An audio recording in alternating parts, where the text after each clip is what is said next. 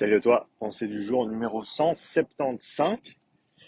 Aujourd'hui, on parle FTP, donc Functional Threshold Power, dans le monde du cyclisme qui est extrêmement populaire. Euh, alors, petit préambule, je ne suis pas cycliste. Je ne m'entraîne pas ou ne compétitionne pas en vélo. Donc, c'est un point de vue. Euh, à mon avis, bien sûr, informé. Mais je suis complètement ouvert à tous les contre-arguments qui pourraient se présenter à ce que je vais partager aujourd'hui.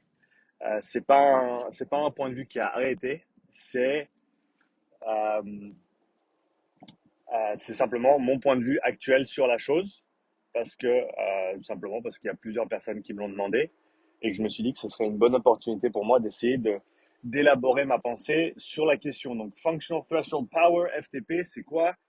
À la base, techniquement, c'était la puissance moyenne que tu peux tenir sur 60 minutes. Donc, à la base, c'était ça. Maintenant, les gens ne veulent pas faire 60 minutes à fond parce que c'est dégueulasse, et je les comprends. Donc, il y a un protocole qui a été élaboré qui était normalement le suivant. Tu fais un échauffement entre 20 et 30 minutes avec quelques accélérations. Ensuite, tu as un 5 minutes à un effort quasi maximal. 5 minutes à un effort quasi maximal. Ensuite, tu pédales tranquillement pendant 10-15 minutes. Et ensuite, tu pars pour le plat de résistance qui est 20 minutes, effort maximal sur 20 minutes. Et à l'issue de ces 20 minutes, alors après, tu fais un cool down, donc tu rides tranquillement après. À l'issue de ces 20 minutes, tu prends tes watts moyens sur les 20 minutes et théoriquement, tu prends 95% et c'est censé te donner les watts que tu pourrais théoriquement tenir sur 60 minutes. Et à partir de ça, en gros, le FTP est utilisé comme euh, placeholder, surrogate, j'ai pas le mot en français, le truc qui va à la place du seuil de fatigue ou on va dire la valeur qui représente le seuil de fatigue, donc cette transition entre le domaine d'intensité élevée et le domaine d'intensité sévère, donc où tu passes d'un état interne, d'un état métabolique qui est stable à un état métabolique qui est instable, perte de l'homéostasie. Donc cette transition-là est censée être représentée par cette valeur ou par cet indice du FTP. Il y a plusieurs soucis avec ça à mon goût, mais avant d'aller dans les problèmes, je vais parler des points positifs. Alors, le point positif étant que d'avoir un point de référence, c'est mieux que d'avoir 0 point de référence.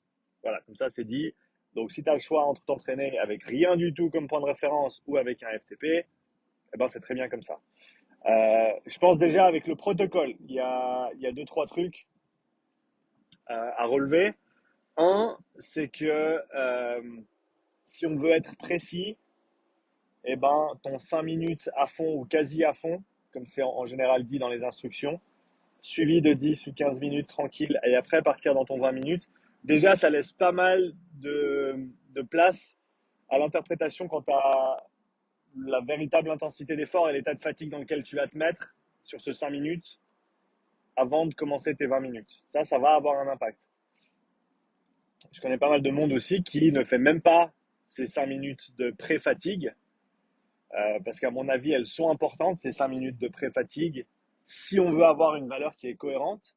Parce que autrement, si tu fais juste un test de 20 minutes et que tu prends 95%, eh ben, il s'avère que c'est pas du tout proche de ton 60 minutes. En tout cas, pas dans les données que j'ai pu voir. De ce que j'ai pu trouver sur des données de cyclistes qui en gros partageaient toutes leurs valeurs, donc mon meilleur 5 minutes, mon meilleur 20 minutes, mon meilleur 60 minutes, etc.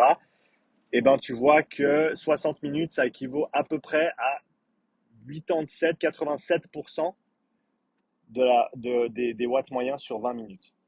Ok, donc c'est pas 95%, c'est 85%. Ça, c'est si tu fais ton 20 minutes sans pré-fatigue. Donc, la pré-fatigue, elle va rapprocher un petit peu cette valeur, parce que si tu prends 95% de 20 minutes fatigué ou 95% de 20 minutes frais, eh ben, c'est clair que ça va pas te donner la même valeur et le 20 minutes fatigué ou avec un peu de pré-fatigue, il va avoir un certain impact dessus. Mais encore une fois, c'est un impact qui peut être variable. Donc, tu risques de te retrouver un petit peu plus proche de ces 85%, 86% que les 95 avec la pré-fatigue. Mais en gros, ça va être, ben, tu vas te trouver entre 88 et 95% selon ton état de fatigue, selon si tu as fait le 5 minutes ou pas, selon comment tu as fait le 5 minutes avant. Donc là, déjà, ça laisse beaucoup de marge d'erreur. Et ensuite, bah, ton 60 minutes est censé représenter justement ce seuil de fatigue, transition entre ces différents domaines d'intensité qui te permet ensuite de calibrer tes intensités d'entraînement. Euh, donc oui, c'est très important de calibrer ces intensités d'entraînement correctement parce que si on n'est pas calibré correctement, eh ben, les entraînements qu'on va effectuer vont pas nécessairement avoir vont pas solliciter les mêmes les réponses physiologiques recherchées et donc pas nécessairement les adaptations qui sont recherchées. Donc très important de calibrer ces intensités d'entraînement.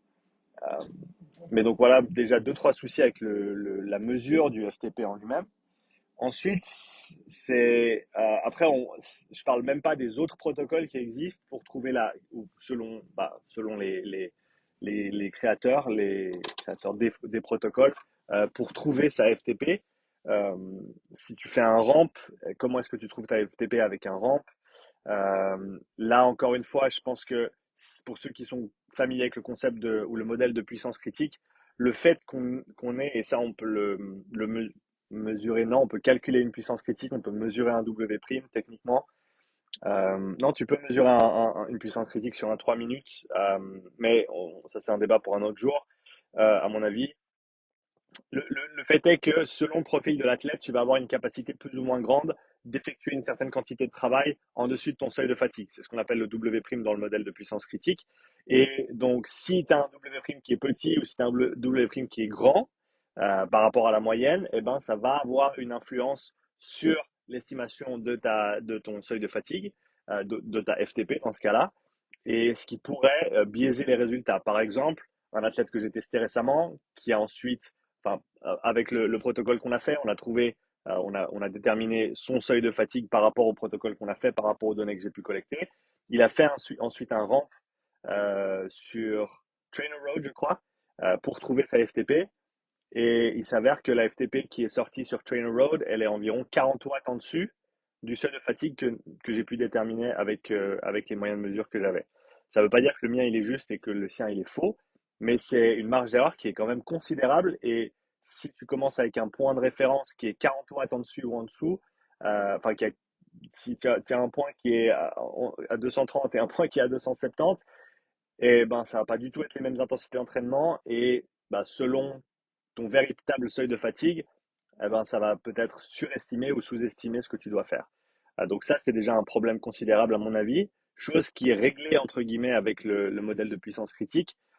Si on admet que tu passes beaucoup de temps sur un vélo déjà, donc les gens ils aiment pas faire des tests. Ça, je sais déjà, je comprends pas vraiment d'où ça vient dans le sens où si déjà tu passes 5 à 6 jours sur ton vélo par semaine, et ben de faire une ou deux séances pour te tester périodiquement pour calibrer tes intensités d'entraînement de manière convenable, pour faire en sorte que tous tes entraînements soient productifs, pour faire en sorte que tu avances et que tu progresses, à mon avis, c'est vraiment pas grand-chose.